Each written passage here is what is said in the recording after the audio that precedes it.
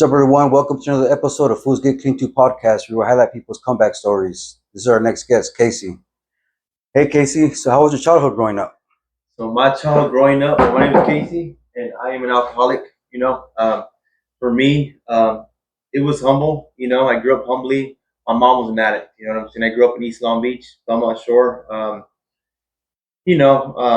grew up to negativity. It was just like we grew up humble, but then there was always like people at the house at late hours. You know what I'm saying? There was always random people in the house, and just my mom was always pissed, always mad. I always wondered why she was always so mad, and it was me and my little brother. And it was just I'm a skater. We played baseball, stuff like that. It was cool, but then there was the other side of it behind doors. You know what I'm saying? There was Yeah.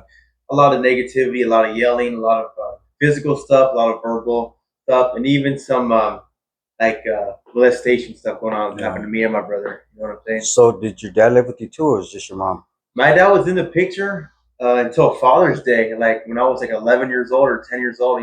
They got divorced. But he was always around. But he, like my mom, was an addict too. You know what I'm saying? So for me, he was always around. But yeah, I love my dad and my mom, but they weren't the best role models. You know what I'm saying? Okay. So, do you think your parents being separated and your mom's addiction it impacted your childhood? Ah, for sure. Mhm. For sure. Because me, I was addicted. I was born addicted to meth because of my mom. You know what I'm Okay. saying? So like, I'm the drug baby. My brother's a jail baby. You know what I'm saying? That's just how it was.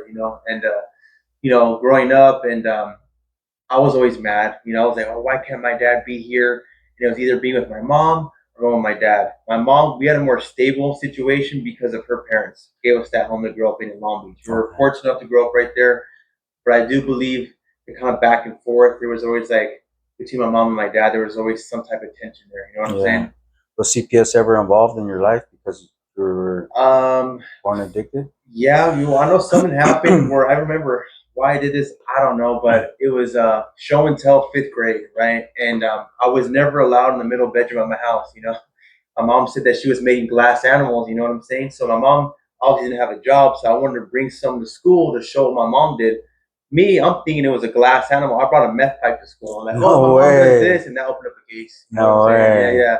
It was bad. That's It crazy. wasn't the smartest decision, but it was something my mom did that I wanted to show. Like, and Yeah. automatically, the teacher pulled me up, and that opened up a case. But that got settled. You know what I'm saying? So yeah, So how was elementary and junior high for you growing up? elementary was cool. I elementary was cool.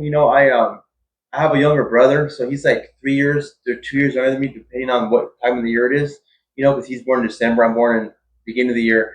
But it was cool. I had trouble paying attention. ADHD or whatever they called it. I did good. I used to box when I was younger during elementary school or middle school, but elementary school was more just like I had hard time focusing, But like I mentioned before, around I think it was middle school, is when me and my brother both got molested by my male cousin at that No very young way. age, And as soon as we said something, boom, boom, whatever, I can talk about it today. Yeah. Before I wouldn't be able to, Yeah. 'cause I'm free of that.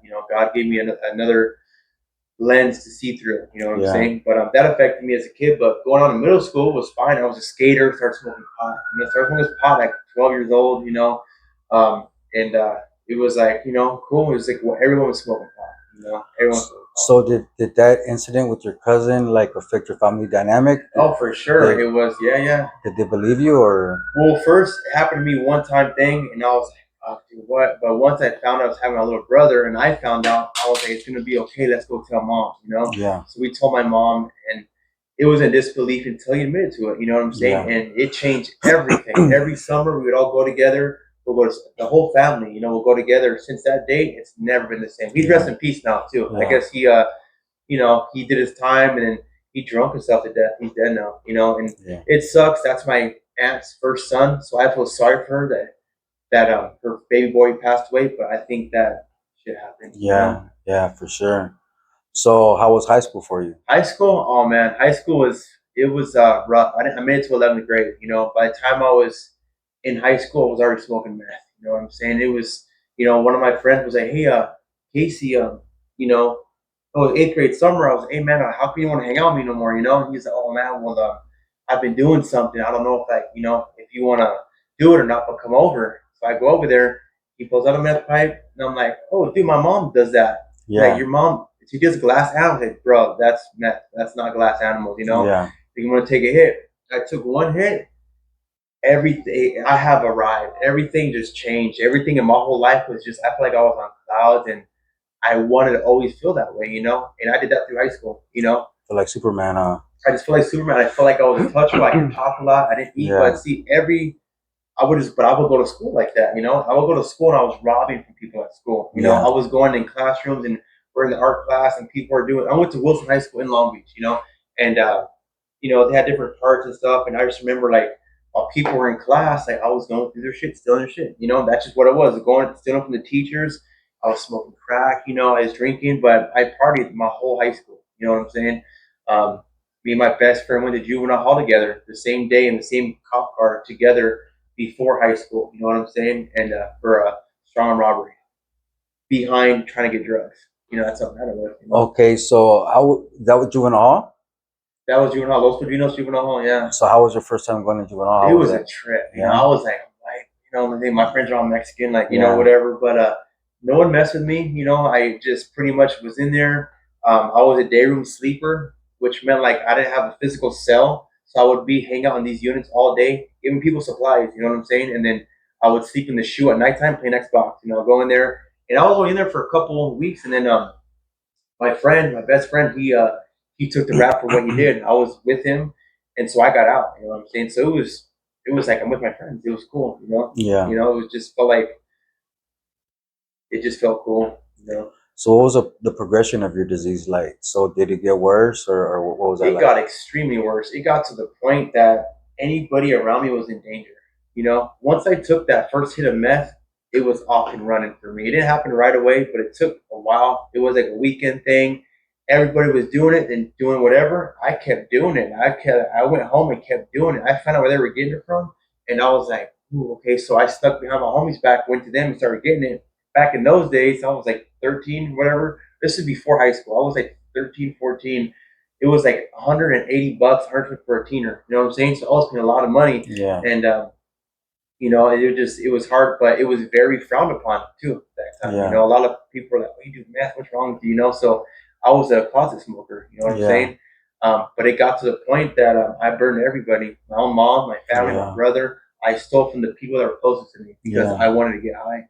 It didn't matter. It didn't matter. Nobody mattered. It didn't matter where you were from. It didn't matter where you grew up at. It was like if you had something and I wanted it, I was gonna get it, regardless if I did it shady, if I did it right in front of your face. I did whatever I had to do for my drugs.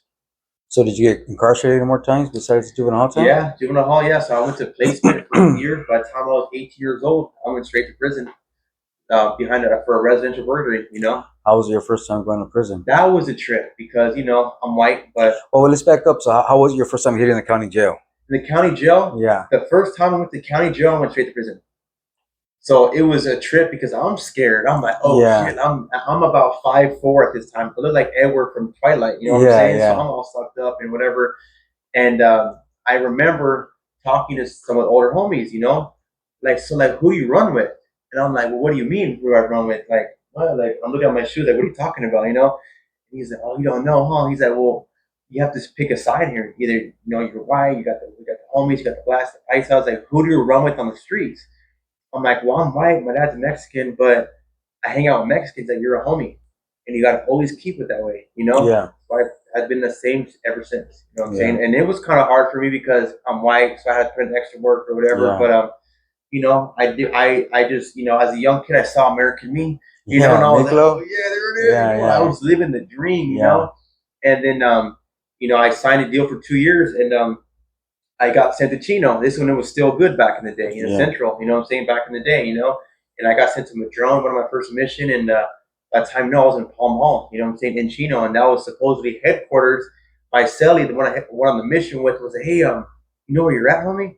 I was like, I'm in prison. This sucks. Like, bro, you're in Panama right now. Like, this is Palm Hall. Like, Yeah. this is headquarters. Like, where the homies are at. Like, you did a mission. Like, good for you. You know, like you're, you know. And he laced me up, and what I thought was the right way to be laced up, you know. And then I was like, oh yeah, I'm missing that. But I ended up doing a whole year in reception, you know what I'm saying, and just always raising my hand, doing whatever it Yeah. took. And I didn't get high that time. I was, you know, I We made some drink, you know what I'm saying? But I was so in love with that, you know. Yeah. When my mom and dad came to visit me in the hole, I was in a white jumpsuit. Like, oh, what happened? I said, oh, battery on inmate. I didn't tell him too much what was going Yeah. on, you know, because he couldn't. And my dad, he just said, are you okay? I was like, yeah. And I ended up getting kicked out of the hole for 3 months and then going to back to reception, you know. So I did most of my time in reception and did like 4 or 5 months at the main line. And then I got out, and that was in Sentinella State Prison, 2010 of VR. You know what Okay. I'm saying? It was rocking and rolling over there. You know what I'm Yeah. saying? It was pretty. It was an eye opener for me. You know what I'm Yeah. saying? Being so young, 18, 19, you know, just doing all that crazy stuff. You know what I'm Yeah. saying? Did you get high when you were locked up?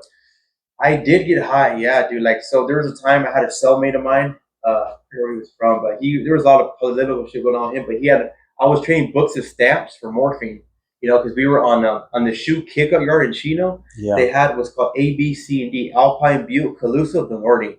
Norte was all the people that had medical issues. Calusa was all PC. It was gated off, so it was separated. You know what I'm saying? So I was in Norte. I would throw my line out the window and stomp on the floor and be, hey, Jason, I got something going for you. And I'll pull it up. He'll pull down the book of stamps and I'll pull up a bunch of morphine and we'll slam. You know, No we're way. slamming in prison in Chino. I'm like, Yeah. oh, and I'm like, I'm a tweaker. I don't Yeah. do the other shit, but Yeah. I felt good. You know, I was Yeah. feeling vitamin. You know, I was like, Yeah. oh, this is cool. You know, Did you ever do heroin when you were locked up? I did. I did my first shot of heroin in Sentinel State Prison, man. It was No. I remember this vividly. I had an old cellie. He was from Old Town National City. He was my cellie, and he was older than me. And I remember coming back in garbage cell living, right? And I was like, it smells weird here. Why does it smell so weird? Like it's like some fire. He's like, oh, what's up, cellie? It's my birthday. I know happy birthday. He's like, you want to do a shot? And I was like, oh, I'm good, dude. Thank you, though. He's like, no, Yeah. come on, it's my birthday. Come on, do a shot. Yeah. And I'm like, man, let's do this. He hits me. I'm like, man, I don't feel shit. I sit down on the bunk, you know, I'm just, the whole thing starts spinning. I'm like, Yeah. I feel like I'm going to throw up, you know? I'm Yeah. like, oh, what? You're going to be all right, you know? And I'm like, fuck. They call us for chow. So I'm walking to chow. I'm trying to follow that yellow line, you know, the yellow line. And we get to the chow hall, and I get a write up on the way back for a lane of peace officers act 115 for some bullshit, you know what I'm saying? But that's the first time I tried it, and I hated it. You know, I was like, this is not me. Yeah. You You know? lucked out, man. Yeah, this is not Yeah. me. You know? Gotta been another beast besides a meth. You know what I mean? Yeah. Like for myself, like I'm a garbage can, so I do more or whatever, right? Yeah. But my main thing was heroin and speed, crack, alcohol Oh came yeah. after that. Yeah, for Yeah. sure. So what's something you remember distinctively from doing time in prison? Something that sticks in your head to today? Distinctively, you know, just my first initial time going to prison and then seeing someone being taken off the yard. You know, I'm seeing that for me was like, what did he do to the, why did that happen? You know, not knowing nothing, right? Like, why did that happen to him? Why this and that? And then just seeing how they got him. You know what I'm saying? Like, he must have did something very bad, you know? And I remember it was in Chino. It was in they sycamore, they call it sycamore. You know, Yeah, some people got stigma. stabbed, you know, Yeah. or whatever. And I was used to, I had already been out of the hole by then, but I was like, damn, dude, like it's crazy to see that. So just the people getting messed up, and then for me, being at a young age, I was really short. I didn't have my dad, you know. I had some other man had to teach me how to shave in prison, you know, and that was a moment I'll always remember because, you know, it wasn't my own father. It was just some random dude from probably from Riverside or whatever in the cell. That's just how you do it. I mean, I got you. Don't trip, you know. And I was ashamed to ask, hey man, like I need some help, you know. Yeah. That's something I'll always remember. You Yeah. know, it sucked, you know. Yeah. So how was that transition from paroling to going back to society? Was it hard for you being So inside there? And because I know inside there, like it's a different way of life. You know what I mean? Like it's chaos. It's like you have to be on your toes. You know what I yeah. mean? Like you have to be ready at all times. You know what I mean? From going to that to like being a normal productive member of society, how was that? So my first term, I got out. I was like 19, 20. I didn't care. You know what I'm saying? But when I got out, it took me about a month to stop, like kind of like looking Yeah, around. the peripheral. Yeah, You know, I'm like yeah, looking around. What is he looking at? What is she looking at? Like, what's going on here? Like, I'm always just like yeah, aware. You know. yeah, But it felt like I was doing something wrong. I was like always used to structure. I know what I'm gonna eat. Everything was always the same thing every single day for years. You know what I'm saying? So to be out, it just felt like something was gonna happen. You know, and I didn't go back to prison right away. Like I hit a couple violations. You know what I'm saying? I was a bully, scouting stuff like that. So I never. It took about I paroled 2010. probably at large. Yeah, playing at large. You know, 2010, and by the time I was able to finally like not go back was when I went to a program. You know what I'm saying? But it's only until I went to a program was when I felt like I was okay. You know what I'm saying? Yeah. So what what was the lowest point of your using? Remember the lowest point, like where you just felt like, fuck, how did I get to this? It happened a few times actually. There was a few pivotal moments in my life that happened. You know, that was very imperative to me at that moment, and like that I thought was the end. But losing my son, Yeah. getting my custody taken away from me, when that was hard for me. It was just something that like I chose a drug over my son. Yeah. It's just I'm the type of person that when I do something, I do it to the fullest, and I don't care about anybody but myself. I'm selfish, Yeah. self-seeking. I don't care about what you got. It's all about me and what I want, and I don't care. Yeah. And once I became the person who I hate the most, I knew I had a problem. But at that point, I was already like, okay, who cares? Like Yeah. whatever. But losing my son, um, being on the streets. But I think the worst thing that ever happened to me, like that I think really hit home, besides that, was getting busted crossing the Mexican border with 50 pounds of meth and going to prison one more time after having sobriety, after having my kids. Like, what did I just do? That Yeah. right there was like, that was my rock bottom. You know what I'm Yeah. saying? So was that the point where you decided to change your life, or so when was the moment where you knew something has to change, or nothing's gonna get better? So there was a couple of those moments, right? That I said it, but the moment where I did it for me wasn't when I went to prison that last time because I got high after I got out of prison, Yeah. right? It was when I went to California, went to Arizona to take care of my mom. I was out there, and this was recently too. Like a couple years ago, I went out there to help my mom, and I haven't seen my kids in years. I lost my son, my daughter. I fucked that up because my ex-wife and everything else, and I wasn't a present father. And one day I was just sick and tired of being sick and tired. You know what? I got on my knees, started crying, asked God to help me, give me one opportunity, show me the way so I can better myself. This is not it.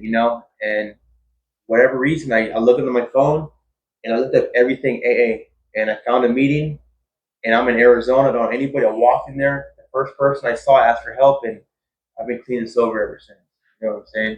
So how And much clean time do you have? right now, I just celebrated 18 months on the third. Oh You yeah, know what I'm that's saying? right. Yeah. Yeah. I mean, I've had time before, but nothing substantial. Like those years I've had were nothing come close to what I'm doing today because they're Yeah. more measurable today. Yeah. I'm doing what I'm doing for myself. You know what I'm Doing the saying? work. I'm Yeah. doing the work. It was always for my kids or for her, whatever.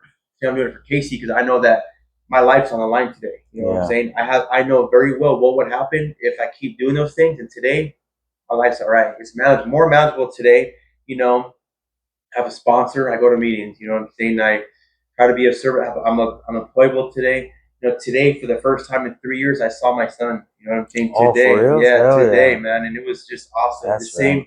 The same, the same person, the kid that I hurt because I'd rather go get high. Yeah. I was able to go see him and cheer him on at his baseball That's game. right. And I'm able to Yeah. do these things because of God and the AA program. For Yeah. me, it works. You know what I'm Yeah, for saying? sure. So what's something that you would tell like your younger self? You know what I mean? Now that you have that wisdom and that knowledge of the choices you make impact your life. You know what? One thing I would tell myself is that it's going to be a struggle, but it's going to be worth it. And that Yeah. not everything it has to be so black or white. There could be a gray area because with me, it's always extreme to another. I've never Yeah. been able to do things just like that. I'm always like, when I do bad, I do bad. When I do great, I do great. You know what I'm Yeah. saying? But I would just tell myself that you're going to be all right. You're going to go through some stuff, but you're going to be okay. That it's going to get better. You know what I'm saying? Yeah.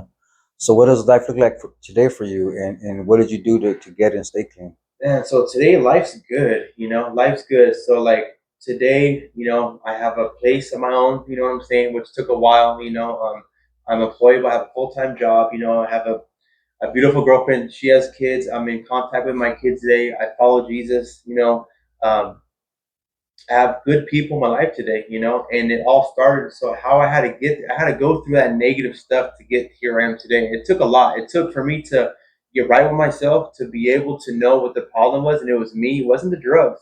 The drugs are only 5% of it. The rest is my thinking, Yeah. my character defects. Yeah. Doing the step work. I'm able to see myself. Okay, like what makes Casey click and why.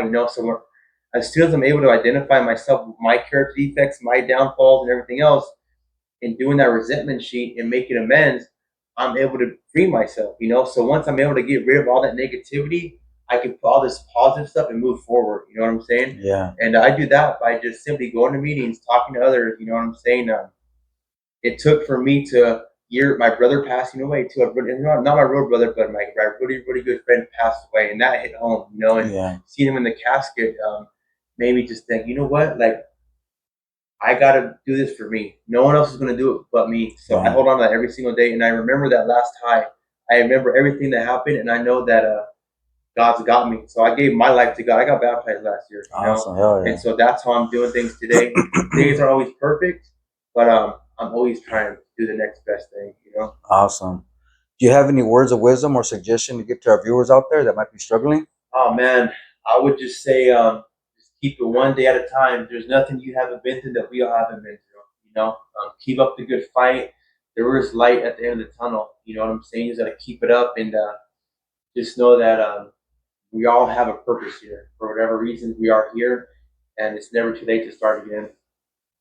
Oh, I just want to say I'm proud of you, man. And I Thank know you. that life happens, you know what I Yeah. mean? And there's struggles, but as long as we keep putting our best foot forward and keep pushing forward, doing the right thing, everything will work itself out. Yes, sir. Thank you for coming on, man. Thank you. Thank you for having me. I All appreciate right. it. Thank you. All right. Remember, everyone, change is possible. Redemption. Fools get clean too. What's your comeback story?